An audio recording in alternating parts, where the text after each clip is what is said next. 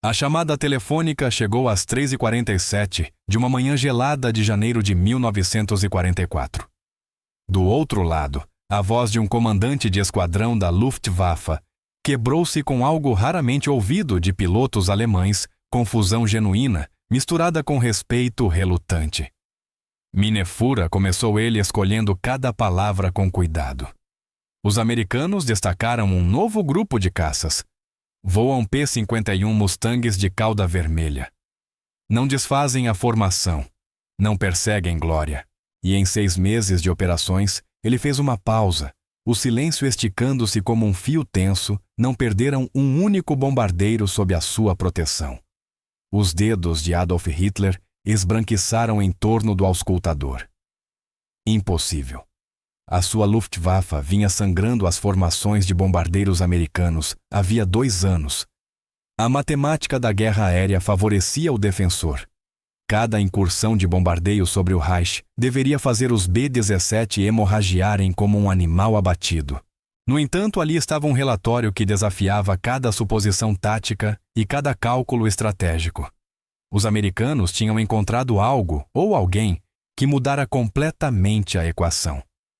O que Hitler não sabia naquele momento antes do amanhecer, iria roê-lo pelos meses restantes da guerra. Os pilotos daqueles Mustangs de cauda vermelha não eram os super-homens loiros que o seu ministério de propaganda prometera que dominariam os céus. Eram homens que toda a sua ideologia insistia que nem deveriam existir como guerreiros. Eram pilotos americanos negros, produtos de um programa de treino segregado em Tuskegee, Alabama. E estavam a desmantelar sistematicamente o mito da superioridade aérea ariana, missão de bombardeio após missão de bombardeio. A história do que aconteceu em seguida à resposta do Führer, as medidas desesperadas e o choque ideológico entre a teoria racial nazi e a realidade de combate inegável, tornar-se-ia um dos segredos mais bem guardados da Segunda Guerra Mundial, durante décadas após o silenciar das armas. 300 milhas a sul de Berlim. Hedman, Franz Stigler, semicerrava os olhos através da cobertura do cockpit para a formação de bombardeiros que se aproximava por entre nuvens dispersas. Veterano de 487 missões de combate, Stigler conseguia identificar tipos de aeronaves apenas pelas silhuetas. Eram B-17 Flying Fortresses, os bombardeiros pesados americanos que largavam as suas cargas sobre cidades industriais alemãs, com precisão mecânica.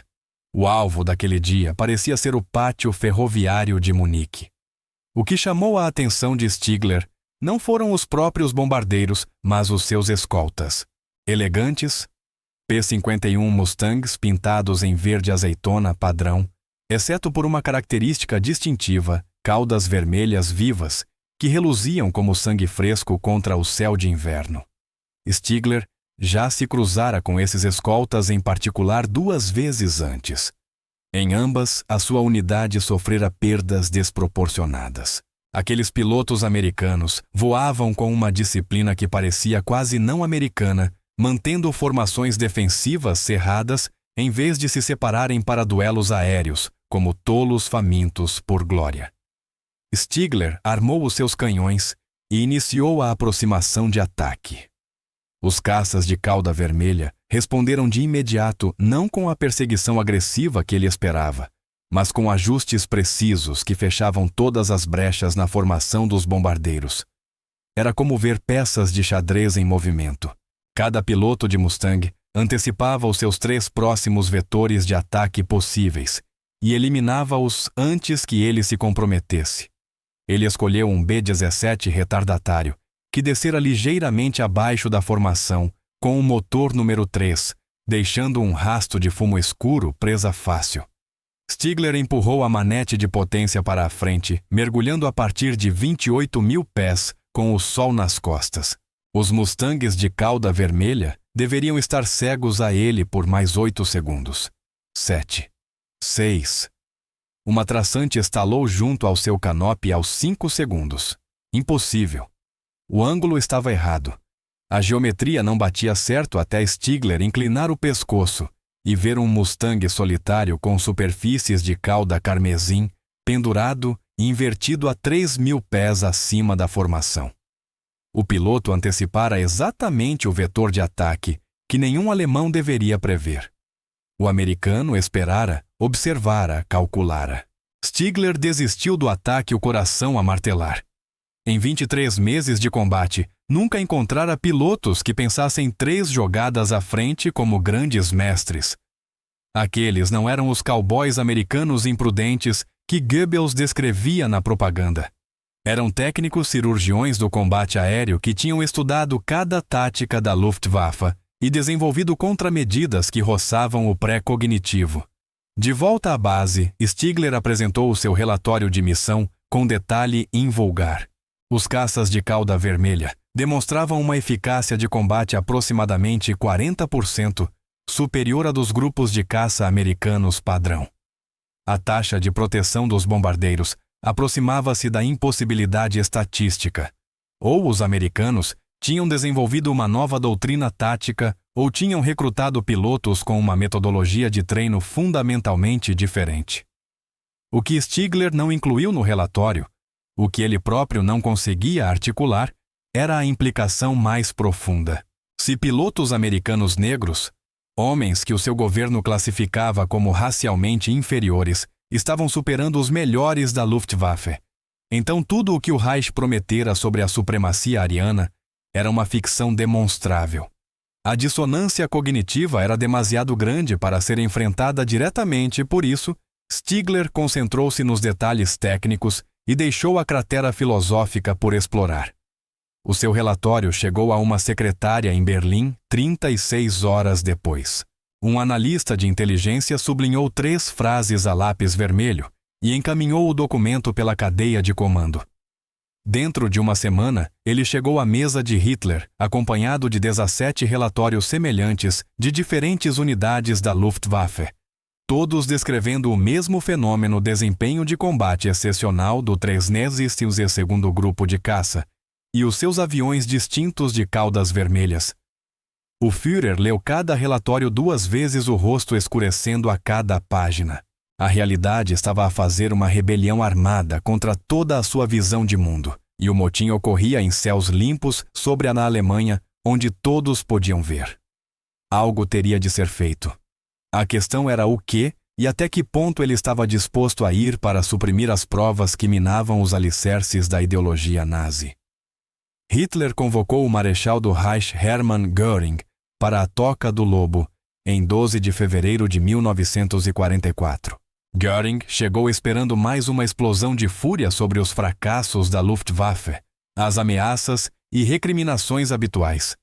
Em vez disso, encontrou o Führer estranhamente silencioso, estudando fotografias de reconhecimento espalhadas sobre a mesa de mapas, como um legista analisando imagens de autópsia.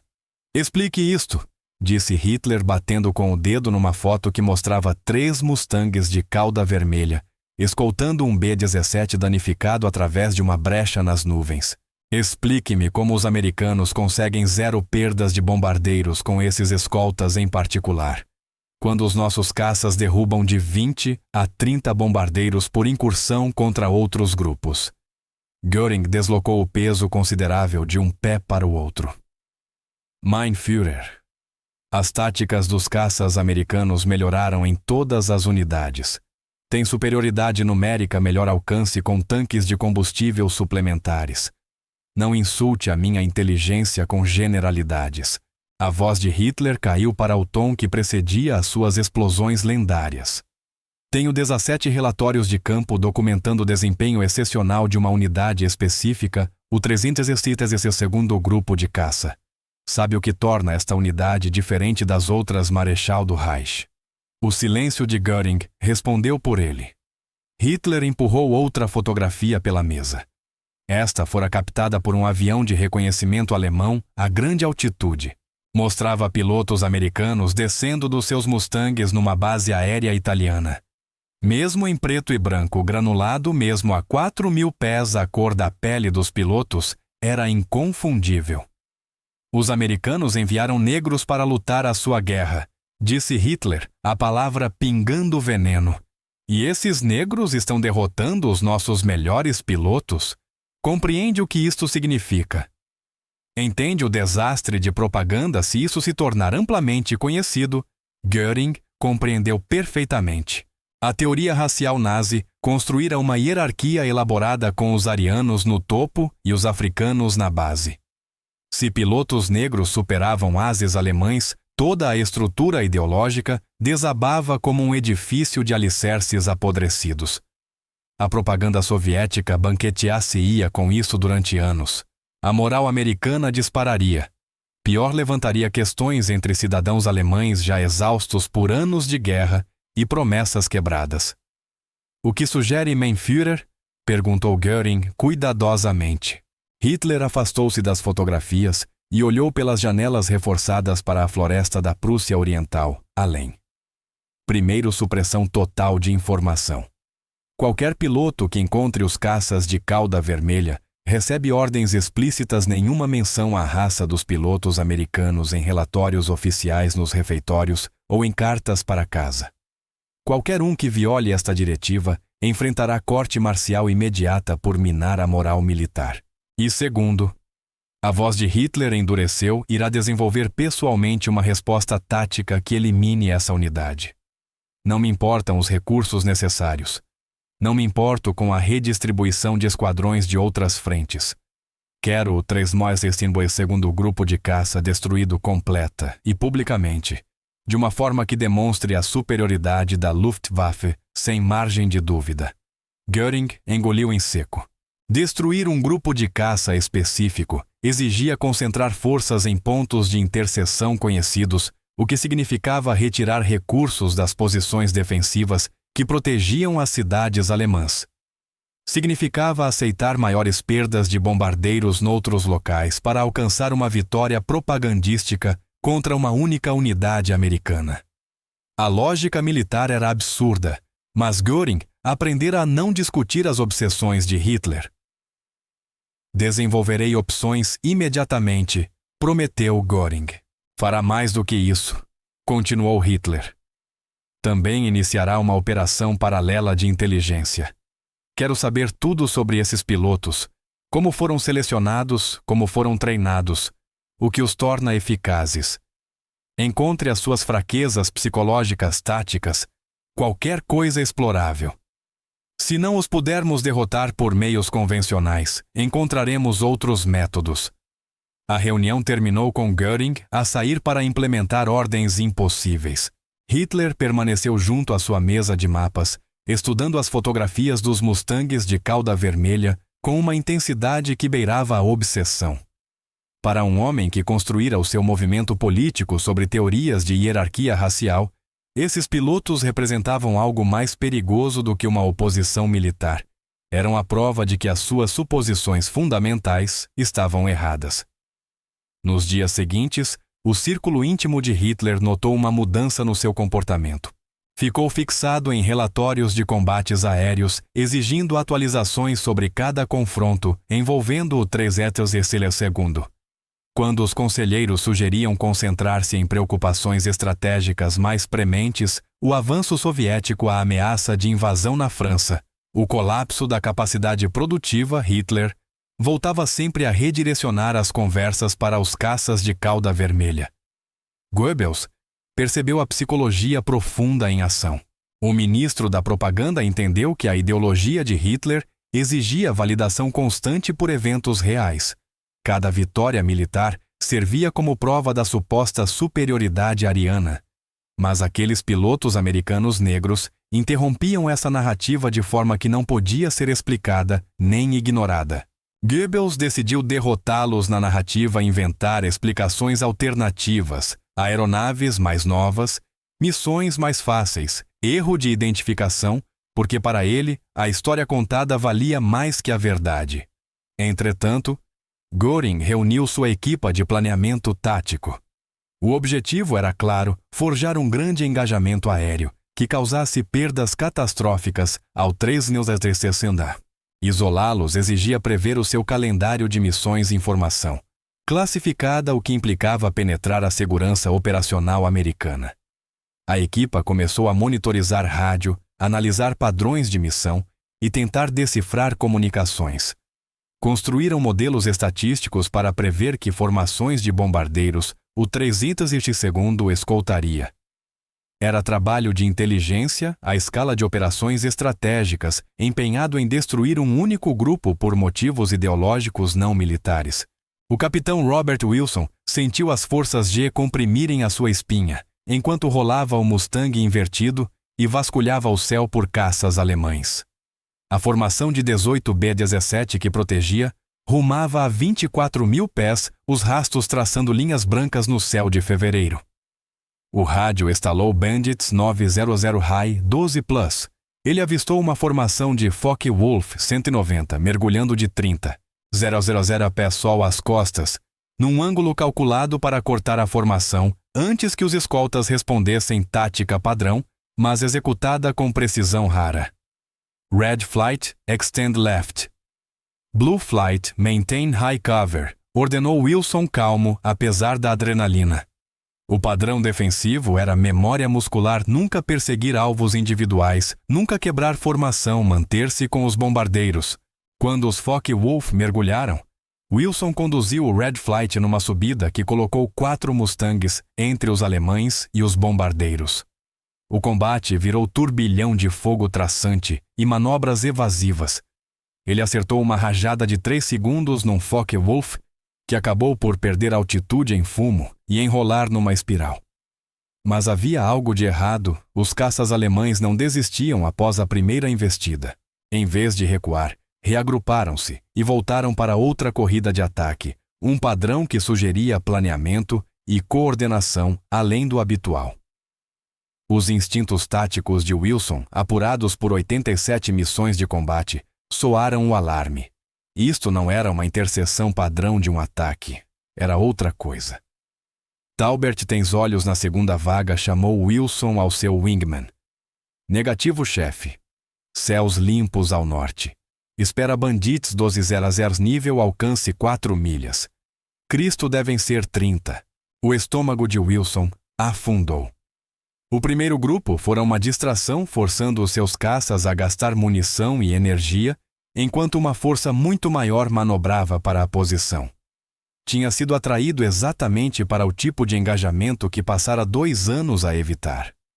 A segunda vaga consistia em Mi-109S e FW-190s.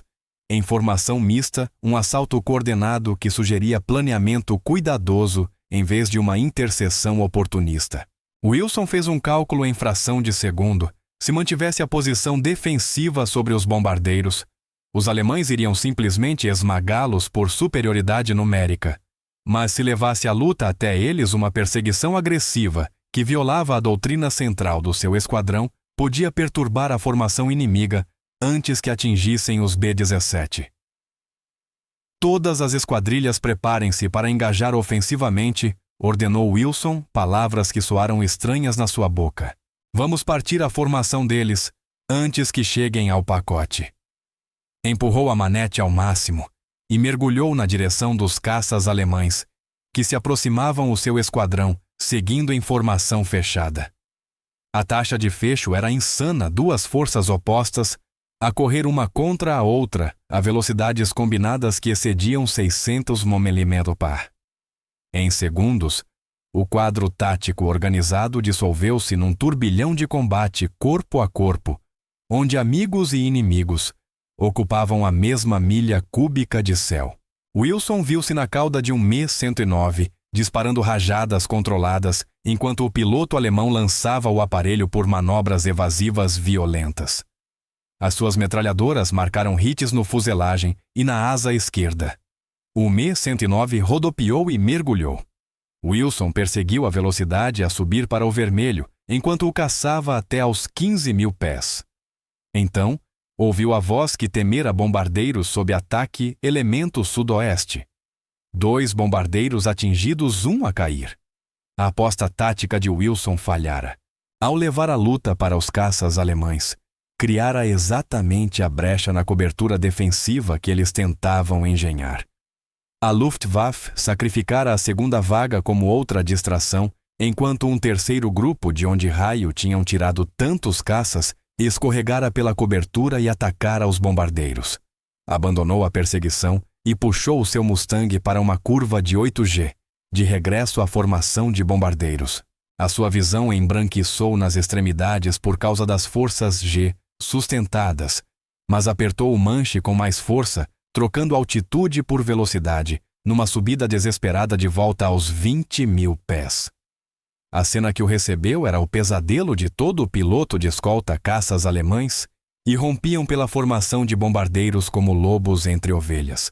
2 B-17 deixavam rastro de fogo e fumo, um já numa espiral de morte com tripulantes a tombar pelas saídas de emergência. Paraquedas desabrochavam brancos contra a terra escura lá embaixo. Os bombardeiros restantes apertaram a formação, o fogo defensivo a criar um cone de traçantes e cascas gastas. Mas os pilotos da Luftwaffe continuavam os ataques com determinação suicida. Wilson mergulhou de novo para o combate, mas estava fora de posição com pouca munição e a enfrentar um inimigo que planeara aquele engajamento com meticuloso cuidado.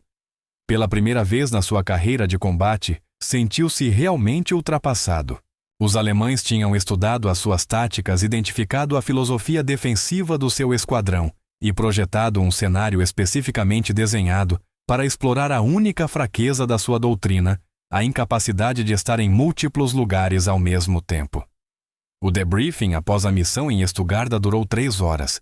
O capitão Wilson sentou-se numa cadeira de lona na tenda de operações, enquanto um oficial de inteligência o bombardeava com perguntas sobre os padrões de ataque alemães, a composição das forças e as inovações táticas. 2 bombardeiros perdidos, 7 danificados, 9 tripulantes mortos, 14 feridos, as piores perdas que o seu esquadrão sofrera enquanto fazia a escolta. Eles sabiam, disse Wilson baixinho, olhando as mãos. Isto não foi uma intercessão aleatória. Planearem este engajamento especificamente para derrotar as nossas táticas defensivas. O oficial de inteligência, um major da Filadélfia, que nunca voara em combate, parecia céptico. Está a sugerir que a Luftwaffe desenhou uma operação para avisar especificamente o seu esquadrão. Não estou a sugerir, estou a dizer-lhe o que aconteceu lá em cima. 3 vagas de caças, cada uma posicionada para explorar a nossa resposta à vaga anterior. Aceitaram baixas nas 2 primeiras para criar aberturas na terceira. Isso não é doutrina tática alemã padrão. É planeamento específico de missão. Para quê? Abater 2 bombardeiros dificilmente justifica os recursos que descreveu. Wilson encontrou o olhar do major. Não se tratava dos bombardeiros.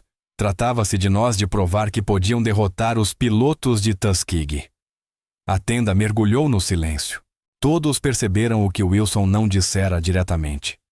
A raça do 302nd Fighter Group fazia deles alvos para além de considerações militares normais. A Luftwaffe não estava apenas a combater pilotos americanos. Estava a combater a ameaça simbólica que esses pilotos representavam para a ideologia nazi. O coronel Benjamin Davis, comandante do 302nd, chegou ao debriefing a meio da sessão. Ouviu o relato de Wilson sem interrupções, a expressão impenetrável. Quando Wilson acabou, Davis dispensou o oficial de inteligência e fechou a aba da tenda. "Quantas missões fizeste, capitão?" perguntou. 87, senhor." "E nessas 87 missões, quantas vezes encontraste um planeamento tático tão sofisticado?" "Nunca, senhor." "A Luftwaffe tem bons pilotos, mas a sua cadeia de comando é fragmentada.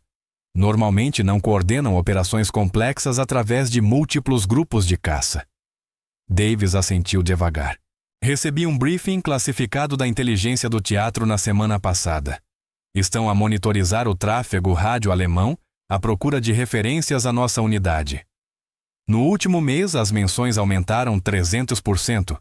Os alemães falam constantemente sobre nós, as nossas táticas, o nosso registro de resultados, as nossas características distintivas." Wilson percebeu de imediato estavam obcecados. Pior que obcecados, sentiam-se ameaçados ideologicamente, e homens desesperados tomam decisões perigosas. Davis puxou uma pasta e mostrou várias fotografias de reconhecimento. tiradas por voos a alta altitude sobre bases da Luftwaffe, no sul da Alemanha. Notas algo invulgar. Wilson estudou as imagens, mostravam concentrações de caças muito superiores às disposições defensivas normais. Estavam a concentrar forças a preparar-se para algo grande. A inteligência estimava que tinham retirado caças de 3 sectores defensivos diferentes e os tinham concentrado perto das prováveis rotas de bombardeiros.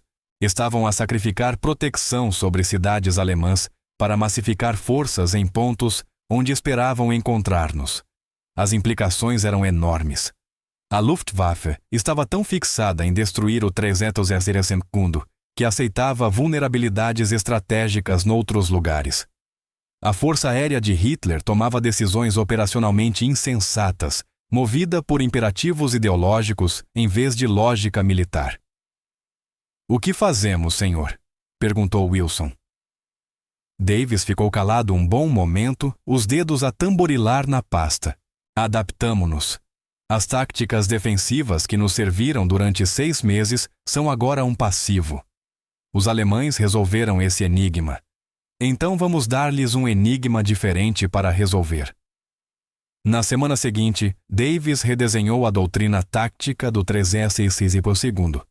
Em vez de escolta puramente defensiva, operariam em formações em camadas, algumas esquadrilhas manteriam proteção apertada dos bombardeiros, enquanto outras se posicionariam para contrariar a resposta alemã aos elementos defensivos.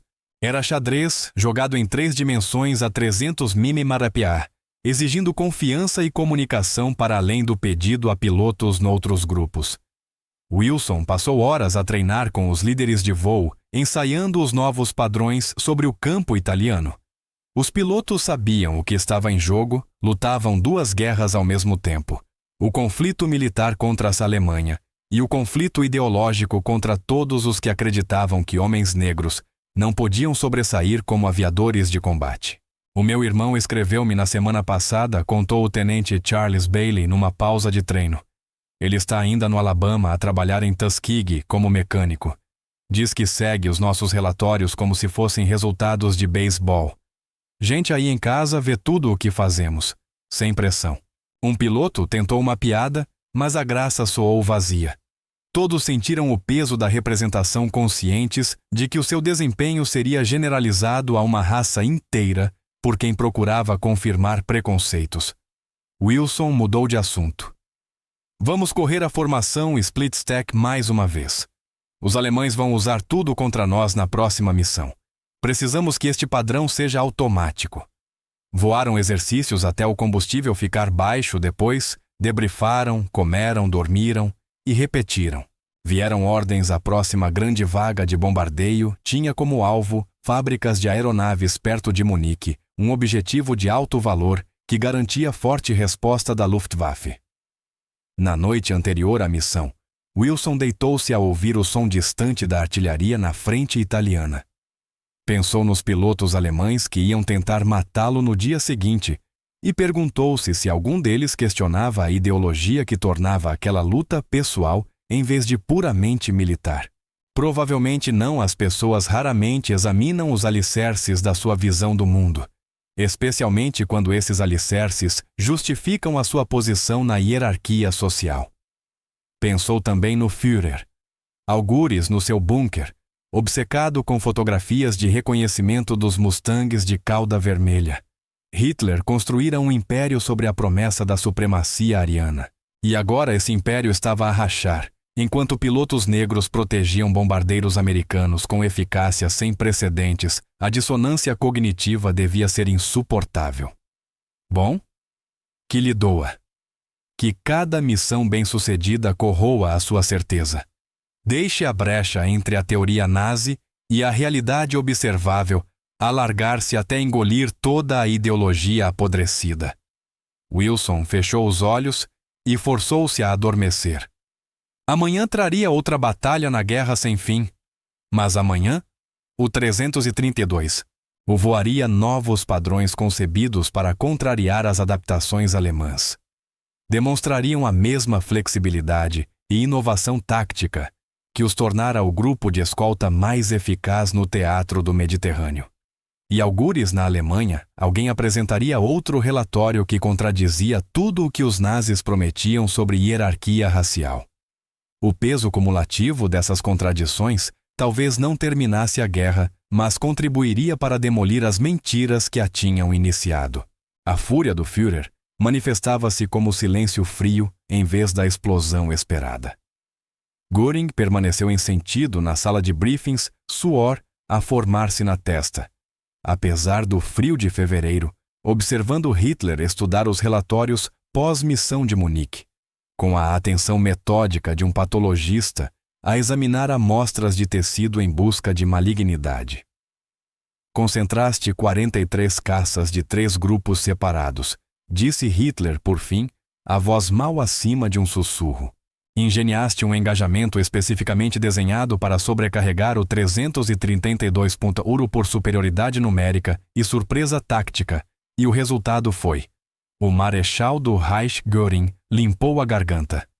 4 caças alemães, perdidos, 7 danificados.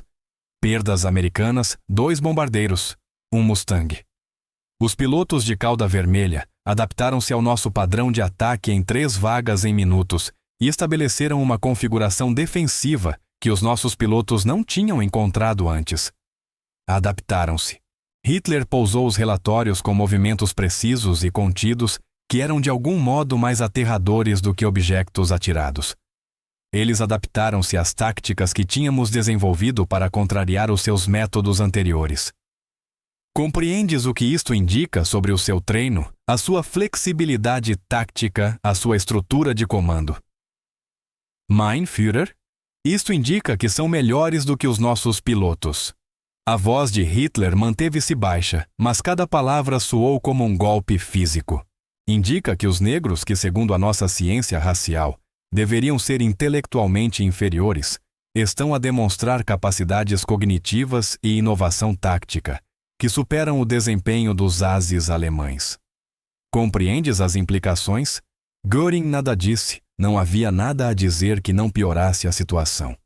Hitler ergueu-se e foi até ao mapa mural que mostrava o desdobramento da Luftwaffe pela Europa. Pinos vermelhos marcavam concentrações de caças. Pinos azuis mostravam rotas de bombardeiros americanos. Pinos verdes indicavam as áreas conhecidas de operação do 372 no grupo de caça. Os pinos verdes assombravam a visão estratégica de Hitler, como infecções numa radiografia. Goebbels quer suprimir toda a informação sobre esses pilotos. Continuou Hitler. Ele acredita que podemos simplesmente fingir que eles não existem, que podemos controlar a narrativa através da propaganda. Mas não se pode propagandear a realidade observável para fora dela. Os nossos pilotos sabem. Os relatórios circulam, os soldados falam, e cada conversa em que alguém menciona o excepcional grupo de caçadores americanos negros é uma conversa que mina tudo o que construímos. O que propões, mein Führer? Hitler virou-se do mapa, a expressão a transformar-se numa coisa que fez o sangue de Göring gelar. Era o olhar que Hitler tinha quando passava além das soluções convencionais e entrava no domínio das medidas desesperadas que violavam a ética militar normal. Proponho que deixemos de fingir que isto é um problema militar convencional, disse Hitler. O 332, o grupo de caça, é uma ameaça ideológica que requer uma resposta ideológica. Coordenarás com Himmler e os serviços de inteligência das SS. Quero opções que vão além do combate aéreo. Göring sentiu um gelo formar-se no estômago. Quando Hitler invocou Himmler e a inteligência das SS, a discussão deixou de ser sobre operações militares e entrou em território mais obscuro: sabotagem, assassinato. Operações de guerra psicológica que existem em zonas morais cinzentas em que nenhum soldado profissional queria entrar. Estás a sugerir operações não convencionais contra os pilotos americanos. Estou a sugerir que exploremos todas as vulnerabilidades, respondeu Hitler. Esses pilotos operam a partir de bases aéreas italianas. Dependem de abastecimento de combustível das equipas de manutenção da infraestrutura de apoio no solo. têm padrões previsíveis locais conhecidos. Se não os pudermos derrotar no ar por meios convencionais, derrotamo-los por outros métodos. Göring compreendeu a ordem sem precisar que os detalhes fossem explicados. Hitler queria o 332.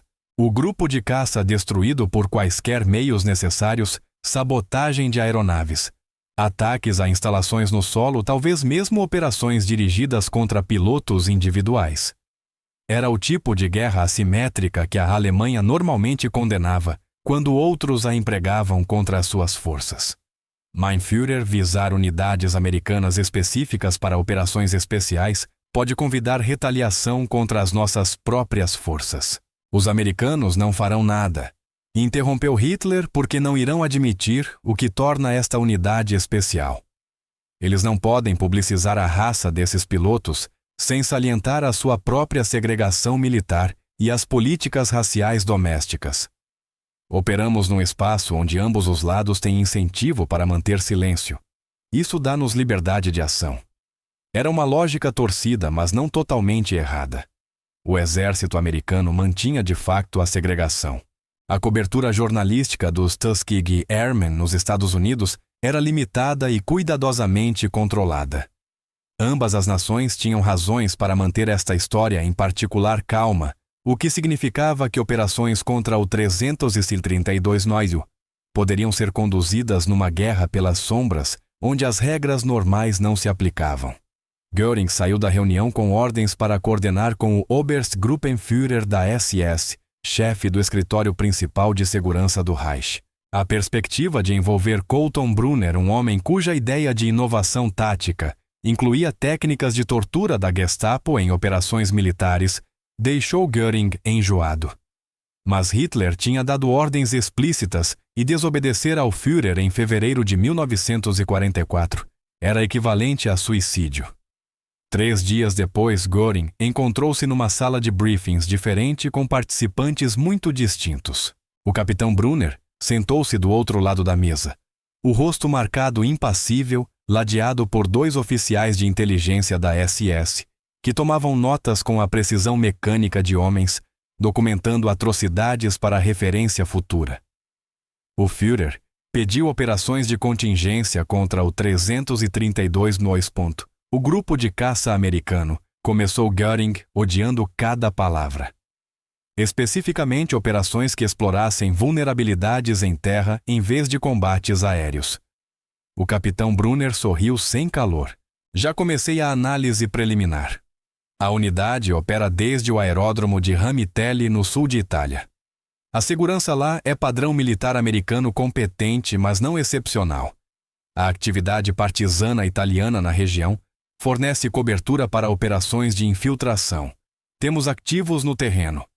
Que tipo de operações propõem? Havia várias opções num espectro do assédio à eliminação. Brunner abriu uma pasta de couro e extraiu documentos tipografados. Opção: sabotagem dos abastecimentos de combustível através de contaminação química que tornaria as aeronaves inoperáveis sem causa óbvia, criaria atrasos de manutenção e incerteza operacional, baixo risco, impacto moderado. Göring assentiu.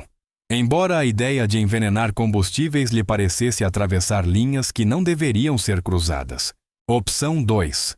Ataque direto a instalações em terra com cobertura de partisãs, fogo de pequenos calibres, ataques de morteiro a hangares de manutenção e quartéis de pilotos. Maior risco, mas cria vítimas e força os pilotos a concentrar-se na segurança do solo em vez da preparação de missões com impacto psicológico significativo. E opção 3. O sorriso de Brunner alargou-se. Operações direcionadas contra pilotos individuais, acidentes fora de serviço, avarias de veículos, rações contaminadas, mortes que parecessem aleatórias ou atribuíveis aos perigos normais de guerra. Eliminar pilotos experientes permanentemente e forçar os americanos a substituí-los por aviadores menos capazes. A sala caiu no silêncio. Göring, veterano da Primeira Guerra Mundial, conhecia o pior da guerra convencional, mas existia um código não escrito entre aviadores militares lutavas no céu segundo regras que preservavam alguma réstia de honra. Brunner propunha assassinato disfarçado de acidentes, eliminação de pilotos inimigos, fora de operações de combate, algo que cruzava fronteiras éticas. As éticas são luxos para nações que as podem pagar, respondeu Brunner. A Alemanha está a lutar pela sobrevivência. O Führer identificou o 330 como uma ameaça ideológica que mina os nossos princípios fundamentais. Eliminar essa ameaça por meios não convencionais é uma necessidade estratégica, não uma falha ética. Göring quis argumentar rejeitar a proposta e sair, mas vira o que acontecia a oficiais que desafiavam ordens explícitas de Hitler. Os campos de concentração já não eram reservados exclusivamente a judeus e prisioneiros políticos. Qualquer um considerado débil ou insuficientemente comprometido com a guerra total podia acabar nos comboios para o leste. Vou apresentar estas opções ao Führer, disse Göring, reunindo os documentos. A autorização final tinha de vir diretamente dele. Claro, concordou Brunner, embora suspeite que ambos sabemos qual opção ele escolherá. A previsão revelou-se exata. Quando Göring informou Hitler sobre as 3 opções, o Führer selecionou a opção 2 ataques diretos a instalações em terra, com autorização para escalar a opção 3, caso surgissem oportunidades. Hitler queria que o 332.1 se sentisse caçado, que experimentasse a mesma pressão psicológica que vinha a infligir às forças alemãs através do seu desempenho excepcional. Ordens partiram por canais encriptados para operativos da SS em Itália. Planos foram traçados para ataques ao aeródromo de Ramitelli, com timing a coincidir com a próxima grande operação de bombardeio, forçando os americanos a dividir a atenção entre o combate aéreo e a segurança no solo. Era guerra assimétrica em sua forma mais impiedosa, movida não por necessidade militar, mas pela incapacidade de um homem em reconciliar a realidade observável com a certeza ideológica. Enquanto isso, na base aérea de Ramitelli, o capitão Wilson e seus companheiros de esquadrão se preparavam para a próxima missão. Sem saber que a guerra se expandira para além do combate aéreo e se tornara algo mais sombrio e pessoal, eles se concentravam no treino de voo, na manutenção das aeronaves, nos briefings de missão, o ritmo normal da aviação militar. Não faziam ideia de que haviam se tornado alvos de uma obsessão que se estendia do bunker de Hitler às salas de planejamento da SS, até operativos partidários, que se moviam pelo interior da Itália com armas e explosivos. A guerra nas sombras estava começando, e ninguém do lado americano percebeu o perigo até ser tarde demais. A explosão ocorreu às 03h47, de 8 de março de 1944. Wilson foi sacudido do sono por uma detonação que fez tremer o beliche e estilhaçou as janelas dos alojamentos dos pilotos. Rolou instintivamente para o chão, o coração disparado agarrando o revólver no coldre pendurado no pé da cama.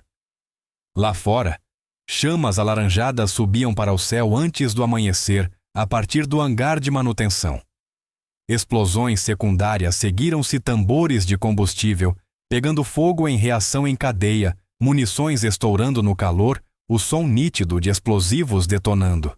Wilson calçou as botas e correu para a pista com dezenas de outros pilotos e mecânicos, todos correndo em direção ao fogo, apesar de todo o instinto de sobrevivência gritar o contrário. O hangar de manutenção era uma perda total. 3 P-51 Mustangs dentro foram destruídos suas fuselagens de alumínio, derretendo em esculturas abstratas sob 2.000 diaras no íris. Pior ainda, era o custo humano. 2 mecânicos que trabalhavam no turno noturno de reparos foram mortos, seus corpos recuperados dos destroços, quando o fogo foi finalmente contido ao amanhecer. O coronel Davis ordenou uma investigação completa. A polícia militar isolou a área, recolhendo evidências e interrogando testemunhas. O parecer oficial saiu em poucas horas: explosão acidental, causada por ignição de vapores de combustível. Trágico, mas não inédito. Essas coisas aconteciam em operações de guerra quando equipes exaustas trabalhavam com materiais voláteis sob pressão. Mas Wilson não acreditou, nem a maioria dos outros pilotos. O hangar funcionava havia 9 meses sem incidentes. Os chefes de equipe eram homens experientes e cuidadosos que conheciam os procedimentos de segurança de combustível de cor. E o momento era suspeito poucas horas antes de uma missão programada para Munique, que usaria todas as aeronaves disponíveis. Alguém entrou no nosso perímetro, disse Wilson a Davis numa reunião privada no gabinete do coronel. Isto não foi acidente, foi sabotagem. Davis estudou o relatório da PM, o rosto inexpressivo. As provas não sustentam essa conclusão. Nenhum sinal de entrada forçada, nenhum explosivo não detonado, nenhuma testemunha relatando atividade suspeita. Porque quem fez isto sabia o que estava a fazer, uma operação profissional, não amadores partidários. Wilson inclinou-se para a frente. Senhor, ambos sabemos que os alemães estão obcecados com esta unidade. Já vimos as adaptações táticas, as forças concentradas. Isto é escalada, estão a trazer a luta até nós em terra, porque não nos conseguem derrotar no ar. Mesmo que tenhas razão o que propões, não podemos provar envolvimento alemão. O comando de teatro não autorizará retaliação baseada em especulação. E tornar isto público significaria explicar por que os alemães poderiam visar-nos especificamente, o que implica discutir raça em canais oficiais. E essa é uma conversa que ninguém na cadeia de comando quer ter. Wilson recostou-se frustrado com a posição impossível. Estavam a ser atacados por quem eram, mas reconhecer isso significava admitir uma dinâmica racial que todos fingiam não existir. A conspiração do silêncio protegia os alemães mais eficazmente do que qualquer sistema de defesa aérea. Nas semanas seguintes, novos incidentes ocorreram com regularidade perturbadora. O sistema de travões de um caminhão de combustível falhou lançando-o contra uma aeronave estacionada. Rações contaminadas deixaram 12 pilotos doentes com intoxicação alimentar grave o suficiente para imobilizá-los por uma semana. Disparos de armas leves, vindos das colinas próximas, fustigavam a base ao entardecer, obrigando os pilotos a correr entre os edifícios sob condições de combate. Cada incidente isoladamente podia ser explicado como acidente ou ação aleatória de partidários, mas juntos formavam um padrão de assédio concebido para degradar a eficácia operacional por morte por 1000 cortes. O número de aeronaves prontas para a missão caiu de 43 para 31. A fadiga dos pilotos aumentou com os alertas constantes de segurança e o sono interrompido. O moral das equipes de solo despencou, enquanto os mecânicos trabalhavam horas extras para reparar sabotagens disfarçadas de falhas mecânicas. O impacto psicológico era exatamente o que Hitler pretendia. Pilotos que deveriam concentrar-se em táticas aéreas agora desperdiçavam energia a vigiar infiltrados. As equipas de manutenção inspecionavam as aeronaves com uma minúcia paranoica, acrescentando horas aos procedimentos rotineiros. A eficácia da unidade declinou não porque os alemães os tivessem vencido em combate, mas porque introduziram um elemento de incerteza e pavor que drenava energia e atenção. Wilson notou a mudança no seu próprio desempenho durante as missões. Uma parte da sua mente permanecia em Ramitelli, preocupada com o que poderia estar a acontecer enquanto ele estava ausente. A divisão mental degradou a sua tomada de decisão tática de maneiras súbitas, mas mensuráveis. A sua precisão de tiro caiu 3%. O tempo de reação a chamadas de rádio aumentou frações de segundo. Pequenas degradações, mas num combate aéreo, onde as margens determinam a sobrevivência, até pequenas perdas importavam. O coronel Davis pediu mais segurança ao comando do teatro, mais polícia militar, melhores defesas perimetrais, apoio de contra-inteligência, mas os recursos estavam esticados por todo o teatro italiano. As forças americanas preparavam o desembarque em Anzio e a ofensiva rumo a Roma. Ninguém queria desviar ativos para proteger um só grupo de caças contra ameaças hipotéticas sem prova definitiva. Estamos por nossa conta, disse Davis aos seus pilotos sêniores numa reunião de comando.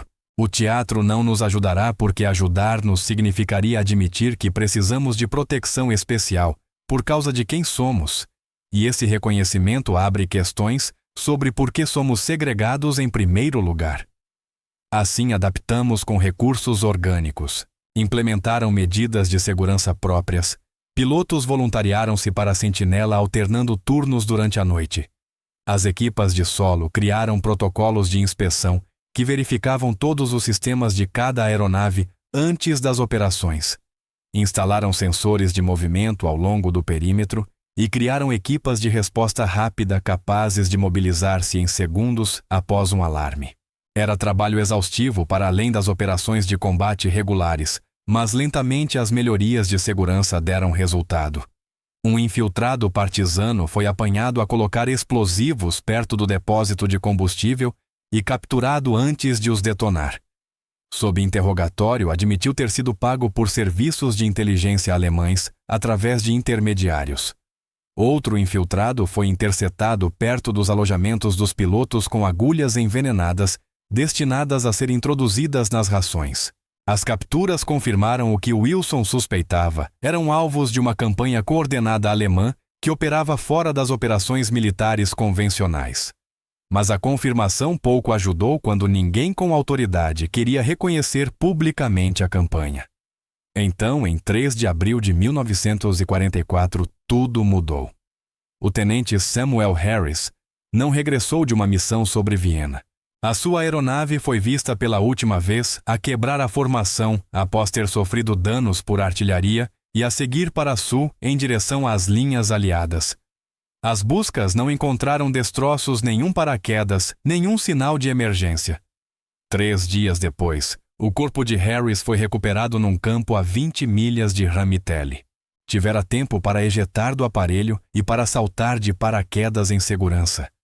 A causa da morte não foram ferimentos por artilharia nem por impacto, eram 3 tiros na nuca a queima-roupa.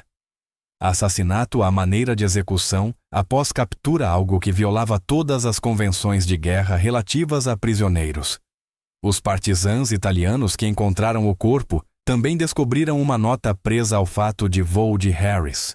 A mensagem digitada em alemão e depois traduzida por oficiais de inteligência dizia: "Isto é o que acontece às raças inferiores que ousam desafiar a supremacia ariana. Haverá mais a seguir, a menos que os pilotos americanos de cor sejam retirados das operações de combate." A nota caiu como uma granada nos escritórios de inteligência militar americanos. Durante 18 meses, a estrutura de comando americana mantivera silêncio cuidadoso sobre a composição racial do 332. O grupo de caça tratando-os como qualquer outra unidade nas comunicações oficiais. A nota alemã obliterou essa ficção com 3 parágrafos digitados de ameaça racial explícita. O coronel Davis foi chamado a Nápoles para informar o general Ecker, comandante das forças aéreas aliadas do Mediterrâneo.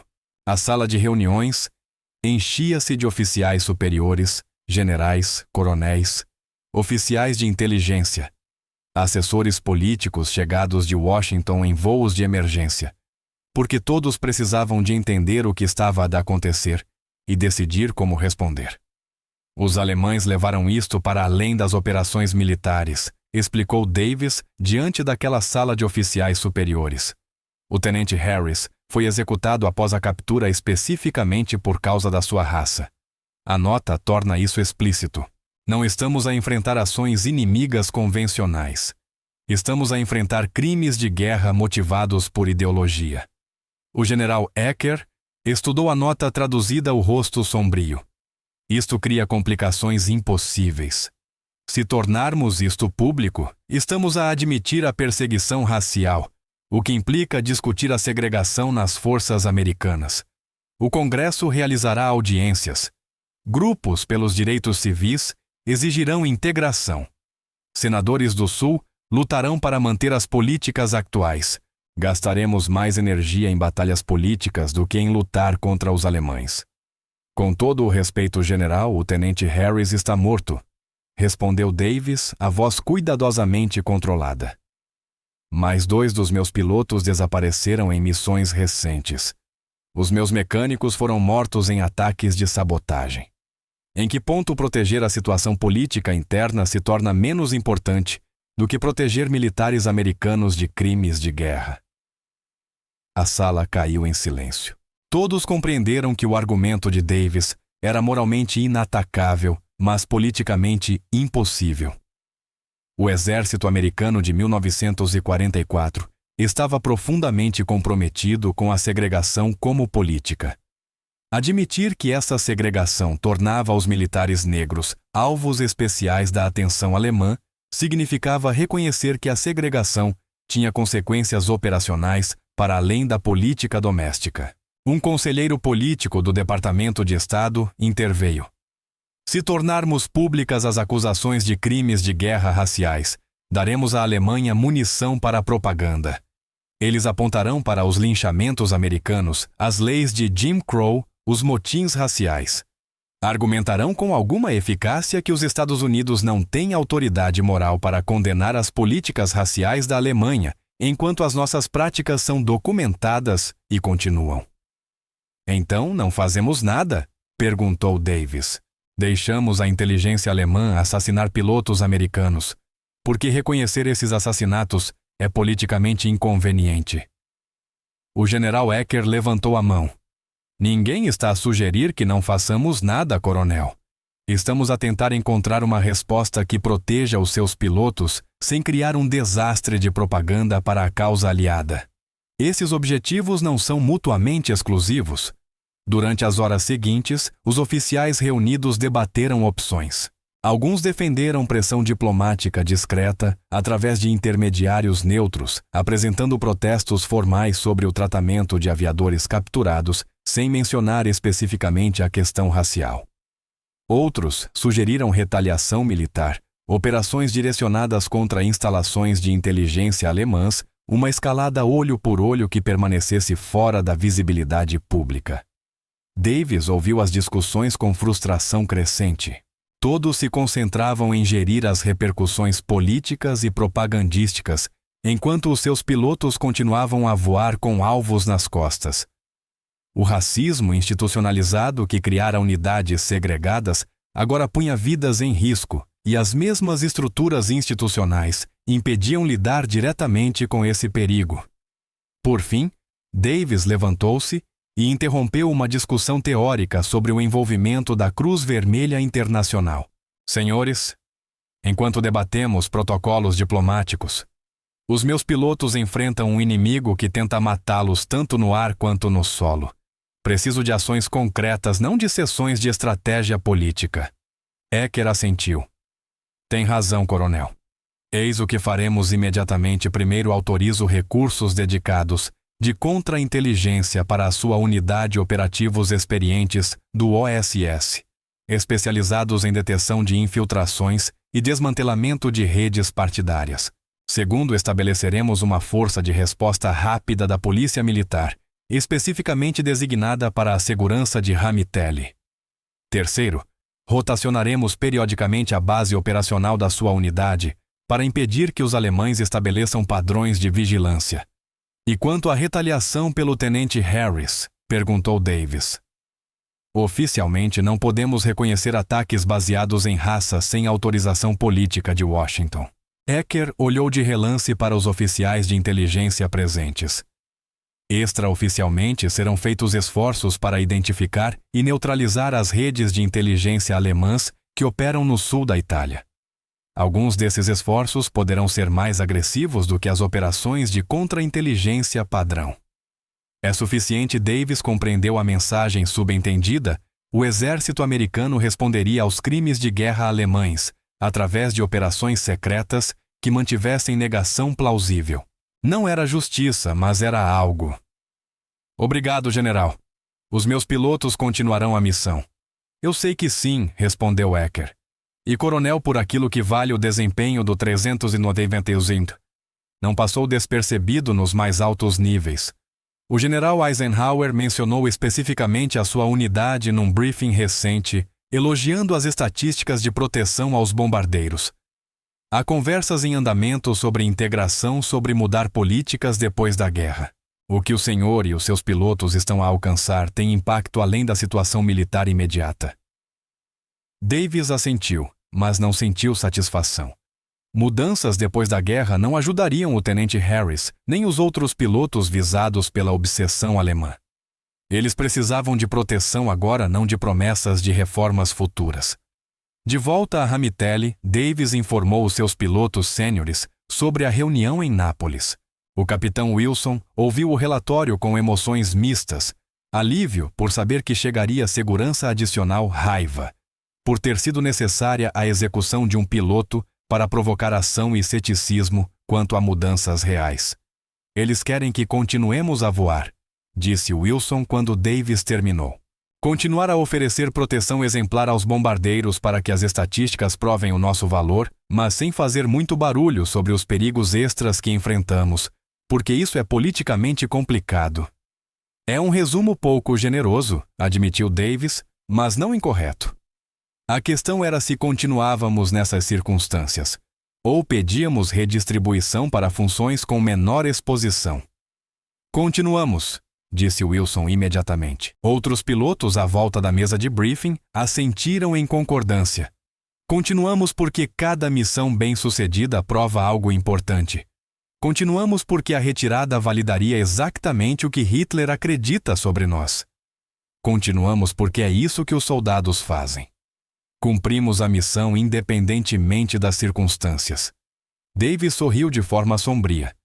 Esperava que dissesses isso porque já disse ao general Ecker que manteríamos o ritmo operacional total.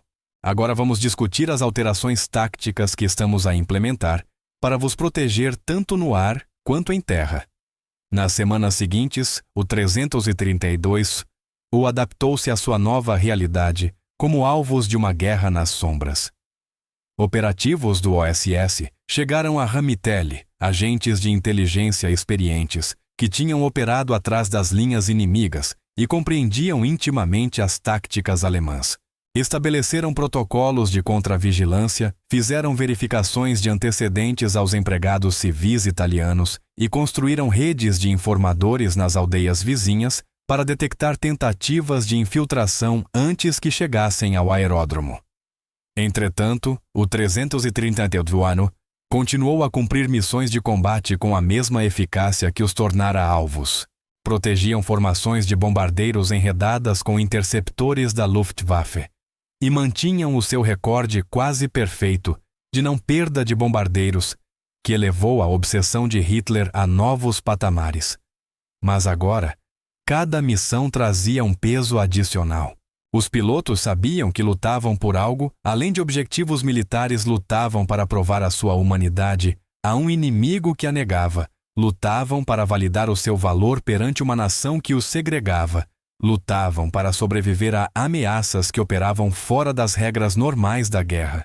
E algures na Alemanha Hitler acompanhava o sucesso continuado deles com uma raiva que ardia mais fria e mais perigosa, à medida que se acumulavam evidências de que a sua visão de mundo fundamental era uma ficção construída sobre mentiras.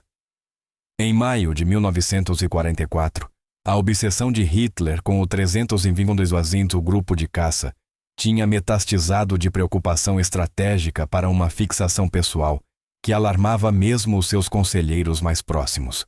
Exigia briefings diários sobre as atividades da unidade.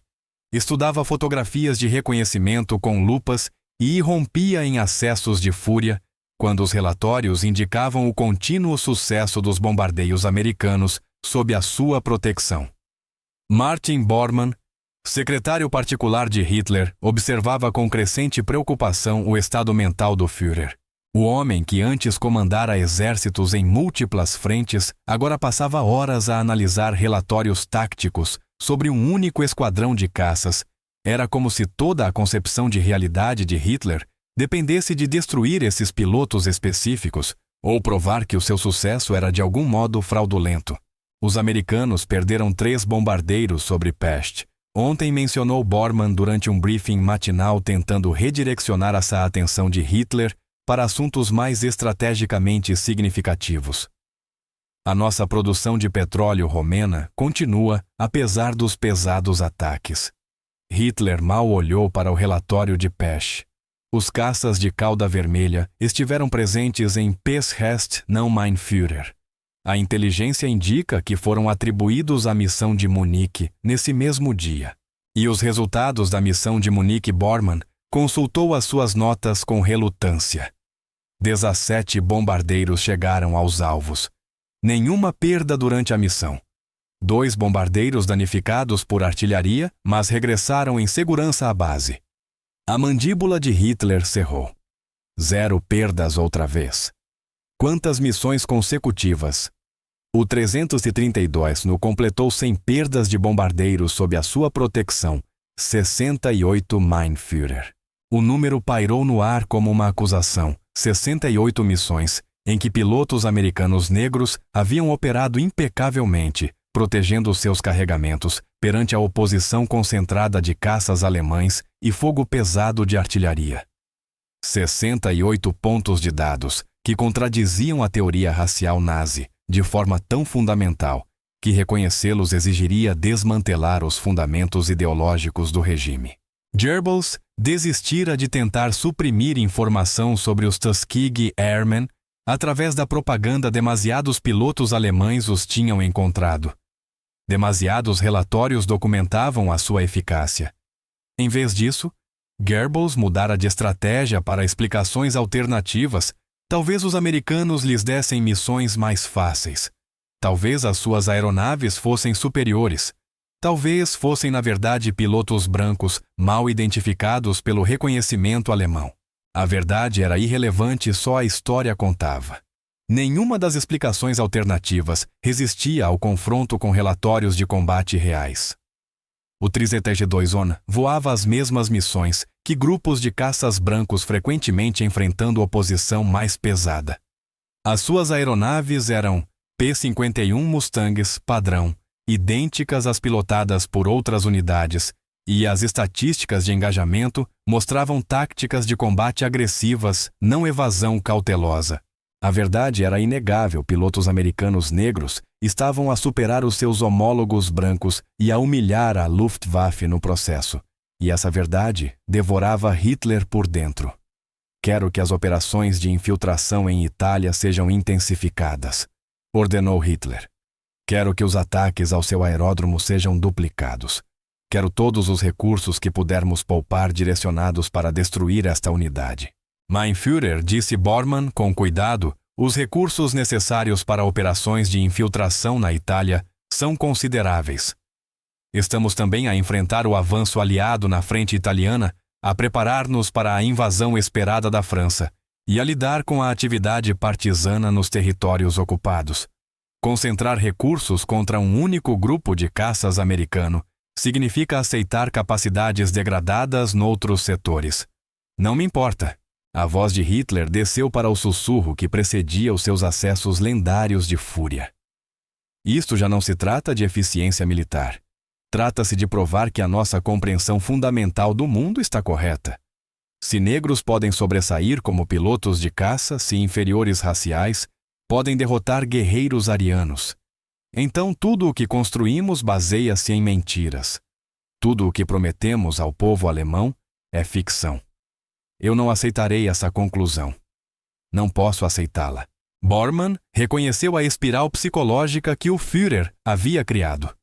Todo o seu movimento político fora erguido sobre uma hierarquia racial.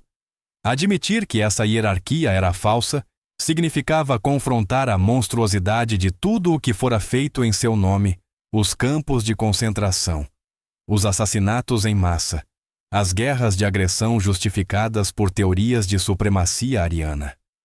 A dissonância cognitiva era demasiado grande para ser reconhecida diretamente. A mente de Hitler encontrou a única saída possível: negar a realidade. Transmitirei as suas ordens às agências competentes, disse Bormann em voz baixa. Nas semanas seguintes, recursos alemães fluíram para operações de infiltração na Itália, em quantidades que desafiavam qualquer lógica estratégica. Operativos da SS que deveriam estar a perseguir redes partidárias passaram a concentrar-se em penetrar a segurança do aeródromo de Ramitelli. Armas e explosivos destinados a operações antipartidárias foram desviados para missões de sabotagem contra o 3.800 Nordstall. Oficiais de inteligência alemães elaboraram perfis detalhados de pilotos americanos à procura de vulnerabilidades exploráveis. Mas os americanos já tinham aprendido. As equipas de contra-inteligência do OSS detetavam tentativas de infiltração antes de atingirem alvos críticos. A segurança em Ramicelli fora reforçada a níveis normalmente reservados a quartéis generais de comando, e os próprios pilotos mantinham vigilância constante no ar e em terra, operando como uma unidade coesa que observava ameaças de múltiplas direções simultaneamente. A guerra nas sombras que Hitler iniciara estava a falhar tal como falhara a campanha aérea convencional. Mas o fracasso apenas intensificou a obsessão de Hitler.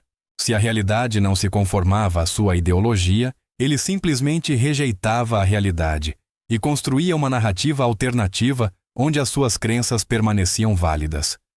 Em junho de 1944, enquanto as forças aliadas desembarcavam nas praias da Normandia e abriam a segunda frente que ele tanto temera, o Führer passou o briefing da manhã a discutir táticas para destruir o 321 Das, o grupo de caça. Os generais trocaram olhares preocupados, mas ninguém disse nada. Todos compreendiam que o estado mental de Hitler estava precário, que o seu domínio da realidade se esvaíra até o ponto em que fantasia e facto se confundiam.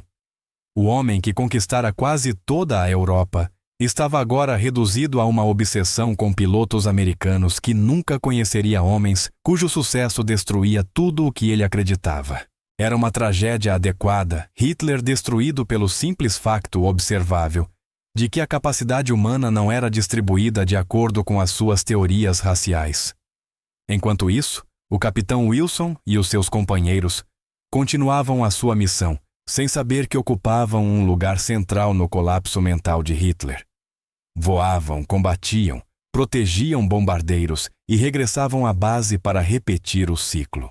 Lidavam com tentativas de infiltração, investigavam sabotagens, choravam os pilotos perdidos para crimes de guerra e adaptavam-se a circunstâncias fora do seu controle.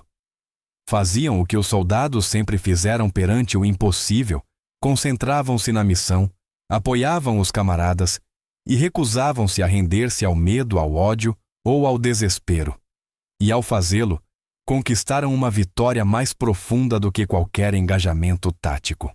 Provaram por demonstração inegável que a ideologia baseada em hierarquia racial era a ficção, que o potencial humano transcendia as categorias artificiais impostas pelo preconceito. Hitler jamais admitiria essa verdade. A sua ideologia não podia sobreviver ao contato com ela. Mas a história registraria os factos independentemente do que ele escolhesse acreditar. Os aviadores de Tuskegee voaram, lutaram e sobressaíram enfrentando inimigos em múltiplas frentes. O seu sucesso foi documentado, verificado e impossível de negar, exceto pela cegueira deliberada. A guerra na Europa terminou em 8 de maio de 1945. A Alemanha rendeu-se incondicionalmente, os seus exércitos derrotados, as suas cidades em ruínas. O seu Führer morto por suicídio num bunker em Berlim, enquanto as granadas soviéticas reduziam a capital a escombros. O Reich de 1000 anos prometido por Hitler durou 12 e deixou a Europa em cinzas. O capitão Robert Wilson estava no asfalto de Ramicelli no dia da vitória na Europa, observando os mecânicos pintarem símbolos de vitória nos Mustangs de cauda vermelha que os haviam levado através de 2 anos de combate. O 392, no grupo de caça, completara 200 missões de escolta de bombardeiros. Eles tinham danificado ou destruído 409 aeronaves alemãs e mantiveram o recorde mais excepcional de proteção a bombardeiros de todo o conflito. Voaram 179 missões, sem perder um único bombardeiro sob sua escolta para caças inimigos. As estatísticas eram inegáveis. O registro foi verificado por múltiplas fontes e confirmado através de documentação exaustiva. Os pilotos negros americanos não apenas cumpriram o seu dever, eles superaram os padrões alcançados por qualquer unidade comparável. Mas o dia da vitória na Europa soou contido para Wilson e os seus companheiros. Haviam vencido a guerra contra a Alemanha, mas regressariam a uma América onde a segregação ainda era legal, onde as leis de Jim Crow lhes negavam direitos civis básicos, onde a mesma nação que haviam defendido lhes recusava atendimento em restaurantes e hotéis por causa da cor da pele. O coronel Davis reuniu seus pilotos para uma última sessão de briefing enquanto a unidade se preparava para regressar aos Estados Unidos. O que conquistamos aqui ecoará por gerações, disse Davis. Provamos algo que os racistas afirmavam ser impossível. Demonstramos excelência em circunstâncias desenhadas para garantir nosso fracasso, e fizemo-lo com honra, disciplina e coragem que ninguém pode contestar. Mas isso vai importar? Perguntou o tenente Bailey. Vai mudar alguma coisa em casa porque abatemos aviões alemães? Davis ficou em silêncio por um longo momento. Não sei, admitiu. A mudança vem devagar, mas demos aos que lutam por justiça uma prova irrefutável. Tornamos impossível para qualquer um afirmar seriamente que os negros americanos não podem desempenhar-se ao mais alto nível nas circunstâncias mais exigentes. Isso não é pouco. Wilson pensou no tenente Harris, executado por infiltrados alemães, por ousar desafiar as teorias raciais nazistas apenas existindo como um excelente piloto. Pensou nos mecânicos mortos em ataques de sabotagem, nos pilotos perdidos para crimes de guerra fora do combate convencional. Pensou em Hitler obcecado por fotografias de reconhecimento em seu bunker, incapaz de reconciliar realidade e ideologia. A vitória parecia incompleta porque a guerra havia revelado verdades que muitos ainda não estavam prontos para aceitar. A Alemanha construíra um império baseado em hierarquia racial e fora derrotada por uma coligação de soldados de dezenas de origens e etnias. Os aviadores de Tuskegee demonstraram que a capacidade humana transcende categorias raciais. Mas reconhecer essas verdades exigia renunciar aos preconceitos que davam conforto e posição social a muitos. O que aconteceu com Hitler no fim? Perguntou Wilson. Alguma confirmação sobre a sua resposta final a nós, Davis assentiu. A inteligência recuperou documentos da chancelaria do Reich antes de as forças soviéticas ocuparem completamente Berlim. Aparentemente, Hitler passou as últimas semanas obcecado por relatórios de combate da Luftwaffe. Uma das suas últimas declarações registradas a Bormann incluía referências ao problema dos pilotos negros e a como isso representava a derradeira traição da própria realidade. A frase pairou no ar, a traição da própria realidade. Capturava algo essencial sobre a psicologia de Hitler e, por extensão, sobre qualquer pessoa que construísse a sua visão do mundo numa hierarquia racial. Quando as evidências contradiziam suas crenças, não mudavam, as crenças declaravam que as evidências mentiam. Quando o 3002.1 se preparava para deixar a Itália, Wilson refletiu sobre o que haviam alcançado, além das estatísticas militares. Eles forçaram toda uma ideologia a confrontar a sua própria falsidade. Demonstraram verdade sobre o potencial humano que nenhuma propaganda poderia suprimir. Venceram batalhas no ar e travaram uma guerra nas sombras em terra, tudo enquanto representavam algo maior do que eles próprios. A viagem de regresso seria complicada. Regressariam como veteranos condecorados que serviram o seu país com distinção apenas para enfrentar uma nação que ainda lhes negava direitos iguais. Mas regressariam também com provas que ninguém poderia ignorar, registros de combate, relatórios verificados, sucessos documentados, que estabeleceram novos padrões de excelência na aviação militar. Anos depois, historiadores estudariam o registro dos aviadores de Tuskegee e reconheceriam que o seu significado ia muito além das realizações militares. O 332. O grupo de caça participara numa batalha maior sobre o potencial humano e sobre as mentiras que as pessoas contam a si mesmas acerca da hierarquia racial. O seu sucesso não transformou de imediato a sociedade americana, mas forneceu munição aos defensores dos direitos civis, que travaram batalhas em tribunais, legislaturas e ruas de todo o país. A resposta de Hitler ao sucesso deles, a obsessão, os crimes de guerra, As tentativas desesperadas de destruí-los por meios não convencionais revelou a fragilidade de qualquer ideologia construída sobre falsidades, quando a realidade contradisse a teoria racial nazi. Hitler não conseguiu adaptar a teoria à realidade. Apenas se agarrou ainda mais às mentiras e tentou eliminar as provas que as expunham. Os aviadores de Tuskegee voaram para casa levando consigo um conhecimento que moldaria o resto de suas vidas. Tinham visto o pior que o ódio racial podia produzir. Campos de concentração libertados pelas forças aliadas, vítimas de genocídio industrializado. As ruínas fumegantes de cidades destruídas em nome de uma ideologia. Eles tinham lutado contra esse mal e venceram. Mas também aprenderam que o mal não estava confinado a nações inimigas. O preconceito existia em todo lugar, em formas e intensidades diferentes. A luta pela igualdade continuaria muito depois do fim da guerra travada em campos de batalha distintos contra inimigos de outro tipo. Quando a aeronave de transporte de Wilson levantou voo do solo italiano pela última vez, ele olhou para baixo vendo a base de Ramitelli encolher sob ele. 2 anos da sua vida haviam sido passados naquele lugar lutando várias guerras simultaneamente. Perdera amigos, sobrevivera a tentativas de assassinato e participara numa das demonstrações mais significativas da história de que a capacidade humana transcende categorias raciais. A vitória era real, mas incompleta. A guerra terminara, mas a luta maior pelo reconhecimento da igualdade humana fundamental continuaria por décadas. Os aviadores de Tuskegee haviam vencido as suas batalhas, mas a guerra contra o preconceito exigiria gerações de combate contínuo. Ainda assim, enquanto Wilson via a Itália desaparecer sob as nuvens, sentiu algo próximo da satisfação. Tinham feito o que se propuseram a fazer, provar excelência em circunstâncias impossíveis, manter a honra, apesar de enfrentarem inimigos sem ela, e estabelecer um registro que ninguém poderia negar ou diminuir. Hitler tentara destruí-los porque a própria existência deles contradizia a sua ideologia. Ele falhara. Eles sobreviveram, sobressaíram e deixaram provas que sobreviveriam ao Reich por séculos. No fim, a realidade traiu a visão de mundo de Hitler porque essa visão era construída sobre mentiras.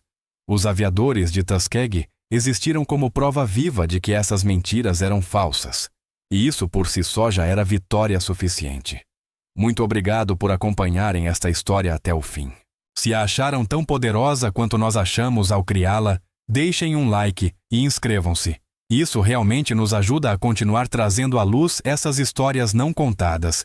E estamos curiosos que outras histórias ocultas da Segunda Guerra Mundial vocês acham que merecem ser contadas? Deixem as suas ideias nos comentários abaixo.